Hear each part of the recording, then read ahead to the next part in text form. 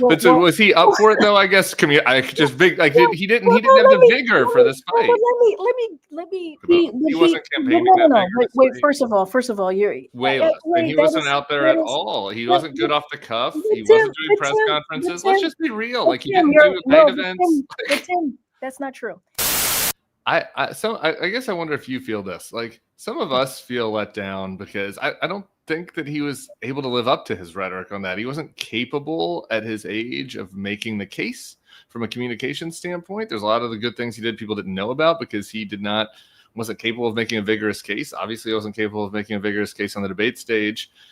And now, God love him. We send him our best, but he, has cancer. Like the notion that this person was up for being president to 2028 was up for the communications responsibility of this job and fighting. No, well, if he won again, he would have to have been president all the way till 2028. I think that's an absurd thing to suggest that he could have been president. Do you think he could have been president in 2028? I can't speak to that. Here's what I. Well, obviously, no. Well, But so was he up for it though? I guess. He didn't have the vigor for this fight. Let me. We have to rewind the tape a little bit and not be revisionist historians here because no. But let's just follow me for a second. Yeah, sure. In 2023, the winter and spring of 2023, we were coming out a successful midterm elections for Democrats in the sense that we didn't have a red wave. And it was seen as one of the most successful first. He lost the House. No, but remember, it was supposed to be a red. I'm not saying. I know, but historically, if you look at other first-term presidents, the midterm elections, okay, just follow me for a second. Sure, I'm just saying it wasn't that great of a midterm. I didn't. That's not what I said. I said there was there. I said it wasn't a red wave. True. That's what I said. It was predicted to be an awful, awful first term midterms, and it wasn't that. It just wasn't. And the reason why was because Democrats in their districts, in their state, were able to tout what we had been able to do as an administration. And so that is one of the reasons what came to his mind, I believe. I never even talked to him about it. But those were the facts that were happening in that time. Those were just what was happening. You never talked to him about it?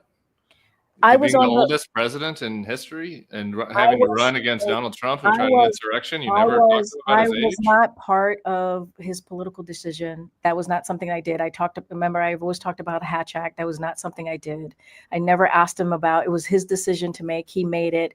And there were factors. There were factors in the spring of 2023 that made sense for him to make a decision in this way. So that's number one. My job was to speak to what the decision he made in the sense of continuing, trying to lift up the policies and the legislative wins that we did have. We did have legislative wins. Sure, and he didn't talk about them that well, though. He couldn't talk about them. He wasn't campaigning. No. Wait. First of all, he did talk about them. Whether it broke through or not, he did. Tim, he did talk about. He talked way less to the press than Donald Trump does. Way less. And he wasn't out there at all. He wasn't good off the cuff. He wasn't doing press conferences. Let's just be real. Like he didn't do debate events. Tim, that's not true. Tim, you're conflating all of it. That's what you're doing.